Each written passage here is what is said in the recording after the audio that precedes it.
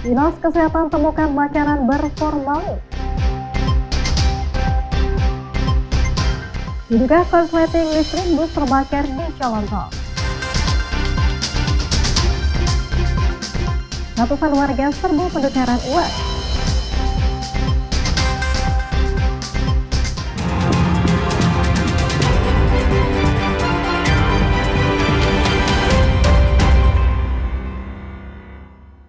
Selamat pagi saudara, bagaimana kabar Anda? Senang sekali Kompas Pekalongan hadir kembali tentunya dengan beragam informasi penting dan menarik baik dari dalam kota Pekalongan maupun sekitarnya.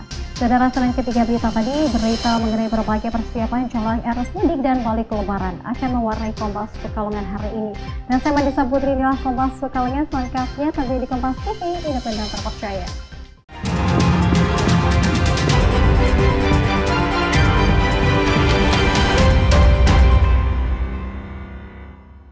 Baik, kita awal informasi hari ini. Dinas Kesehatan Kabupaten Tegal melakukan sidak makanan dan minuman di pasar tradisional dan swalayan Kamis siang. Hasilnya petugas menemukan makanan mengandung bahan kimia berbahaya berupa formalin. Telah dilakukan inspeksi mendadak oleh Dinas Kesehatan Kabupaten Tegal yang menyasar para pedagang di Pasar Kementerian Kamis siang lalu. Dalam kegiatan tersebut, petugas mengambil sejumlah sampel dagangan untuk diuji laboratorium guna mengetahui kandungannya. Hasil pemeriksaan sampel makanan menunjukkan adanya kandungan kimia berbahaya berupa formalin pada cumi asin, ikan teri, dan tahu. Meskipun demikian, petugas tidak melakukan penyitaan terhadap barang dagangan para penjual, melainkan hanya mencatat identitas mereka untuk diberikan pembinaan lebih lanjut. Setelah dari Pasar Kementerian, petugas Dinas Kesehatan melanjutkan inspeksi ke swalayan Mutiara Cahaya MC di Mejasem, Kecamatan Keramat. Di lokasi ini, petugas menemukan beberapa produk makanan dan minuman dengan kemasan rusak seperti botol yang penyok serta tidak mencantumkan tanggal kadaluarsa. Menyikapi temuan tersebut, pengelola swalayan diberikan teguran agar tidak lagi menjual produk makanan maupun minuman yang kondisinya rusak atau telah melewati masa kadaluarsanya. Pihak pengelola juga diminta untuk lebih memperhatikan kualitas produk yang dijual, terutama dari aspek kemasan dan perizinannya. Kalau kita hitung itu kurang lebih 40% tingkat turunan dari tahun 2023 sampai tahun 2024 ini. Artinya masyarakat itu berarti semakin sadar bahwa memang sebaiknya membeli atau mensuplai itu barang-barang tersebut tidak mengandung bahan. Dinas Kesehatan berencana untuk segera memanggil para pedagang yang terbukti menjual makanan mengandung formalin, guna memberikan pembekalan dan pemahaman mengenai pentingnya menjual makanan yang higienis dan aman bagi kesehatan konsumen. Yulia Dianto, Kompas TV, Tegal. Menjelang arus mudik Lebaran 2025, Menteri Energi Sumber Daya Mineral ESDM Bahlil Lahadalia meninjau status pengisian kendaraan listrik umum SPKLU di res area 379 Ambatan. Total sudah ada 307 SPKLU di Jawa Tengah dan DIY yang siap melayani pemudik. Bahlil menyebut ketersediaan pasokan energi di Jawa Tengah dipastikan dalam kondisi aman dan terkendali.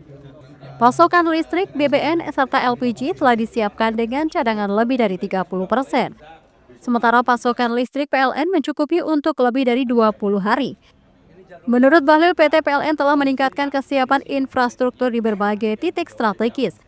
Saat ini ada 307 unit SPKLU tersedia di ruas tol di Jawa Tengah, dengan penambahan kapasitas sebesar 6-7,5 kali lipat dan penyiagaan 1.700 petugas untuk mengantisipasi lonjakan pengguna kendaraan listrik saat mudik. Saya jamin kepada saudara-saudara saya, masyarakat yang melakukan mudik dengan memakai kendaraan listrik tidak perlu ragu, karena ada 307 stasiun yang bisa kalian pakai untuk di Jawa Tengah dan jaraknya per 20 km di sekitar tol. Direktur Utama PLN Darmawan Prasojo menyebut diperkirakan tahun ini pengguna mobil listrik mencapai 5 kali lipat. Oleh karenanya di setiap 20 km jalur mudik tol sudah ada SPKLU. Jumlah mobil listrik yang mudik diperkirakan akan meningkat 5 kali lipat, tetapi jumlah SPKLU kami tingkatkan lebih dari 6 kali lipat, sehingga kondisi dalam terkendali. Usai meninjau SPKLU di rest area, Menteri ESDM yang melihat rest area yang dibangun oleh para pemudik agar lebih nyaman. Ari Himawan, Kompas TV, Batai. General Manager PLN Unit Induk Distribusi Jawa Tengah dan DIY Sugeng Widodo melakukan sidak ke stasiun pengisian bahan kendaraan bahan listrik umum SPKLU. Sidak dilakukan untuk memastikan kesiapan infrastruktur terutama SPKLU di rest area.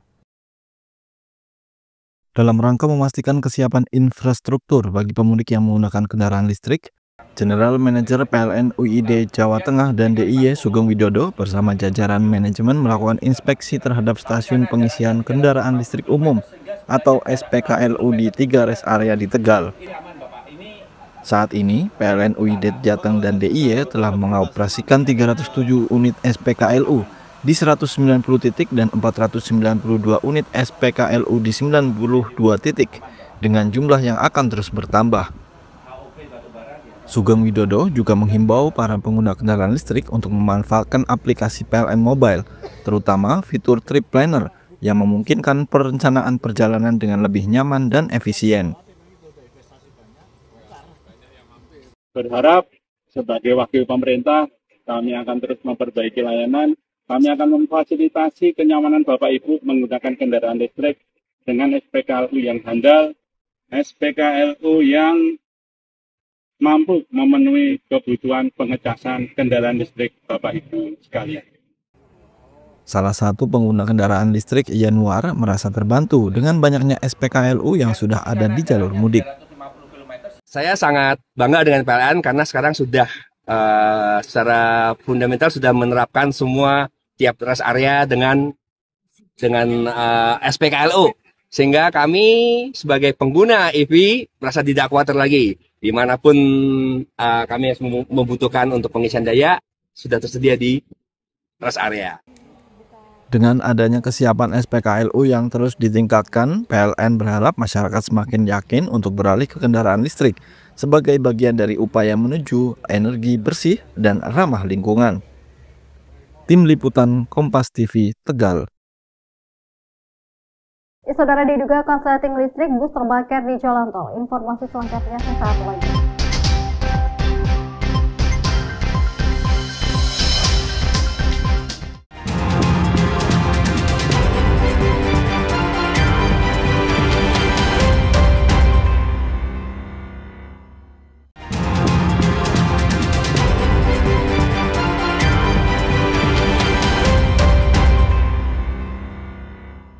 Terima kasih saudara, kembali bersama saya Madiza Putri dalam Kompas Pekalongan.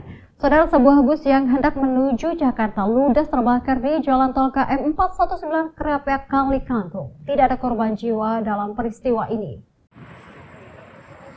Bus PO Haryanto nomor polisi B7368VG ini ludes terbakar pukul 10 lalu saat melaju di KM 419 Krapyak Kali Kangkung.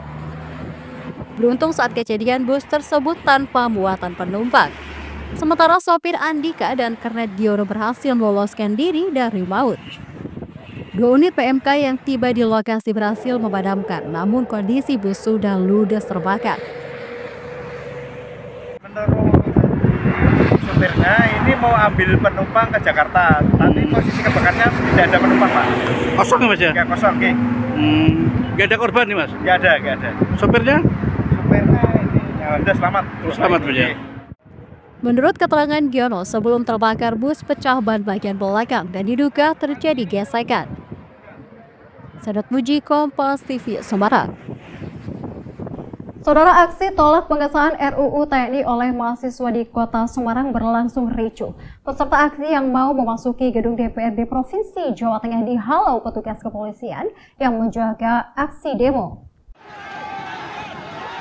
Kericuhan terjadi setelah ratusan mahasiswa dari berbagai kampus di Kota Semarang tetap memaksa masuk ke gedung DPRD Provinsi Jawa Tengah untuk menyampaikan aspirasi. Peserta aksi yang berada di dalam halaman gedung DPRD Provinsi Jawa Tengah akhirnya keluar menuju Jalan Pahlawan setelah terus didesak petugas kepolisian. Dalam aksinya, mahasiswa menilai RUU TNI mencederai masyarakat sipil karena ada 16 kementerian yang akan diduduki oleh TNI aktif. Hingga Kamis petang, peserta aksi masih bertahan di depan gedung DPRD Provinsi Jawa Tengah.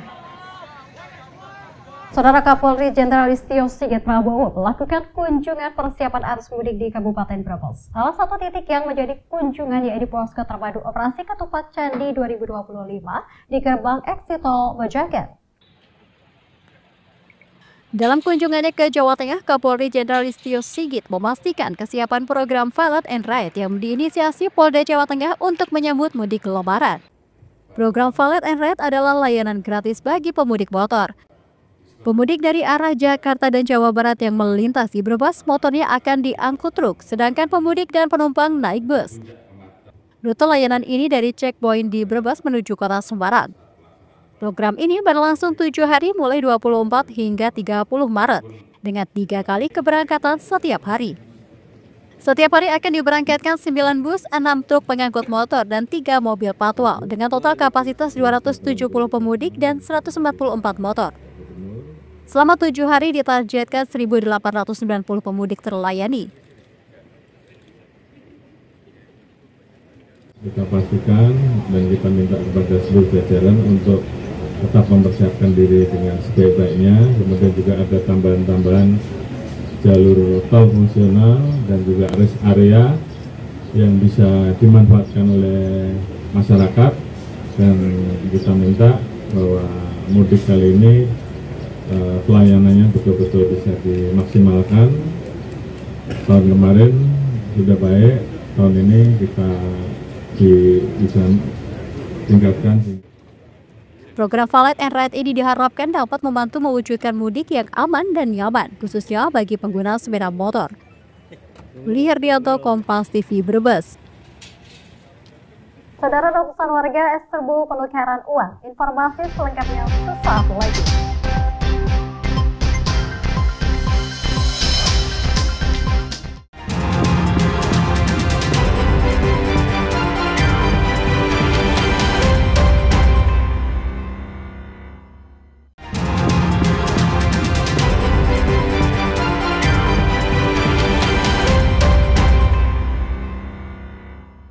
Presiden Prabowo resmikan kawasan ekonomi khusus Industropolis di Batang. Menteri Koordinator Bidang Infrastruktur dan Pembangunan Kewilayahan Agus Harimurti Yudhoyono AHY menilai KEK Industropolis Batang tidak hanya berkontribusi bagi pertumbuhan ekonomi lokal, tetapi juga dalam skala nasional.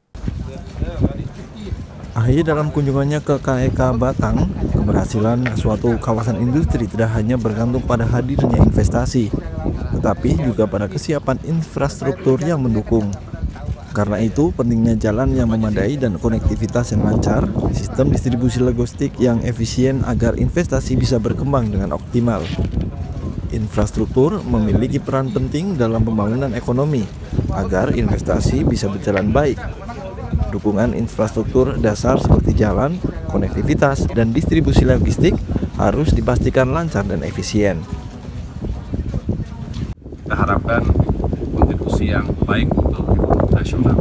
Selain nanti bisa menghadirkan investasi dari berbagai pihak ya, dalam maupun luar negeri, termasuk juga membuka lapangan pekerjaan.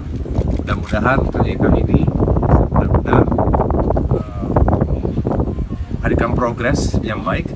Saudara, ratusan warga di Kota Tegal berburu penukaran uang baru. Untuk memenuhi kebutuhan masyarakat, Bank Indonesia Tegal pada hari terakhir penukaran uang menyediakan sebanyak 1.000 kuota.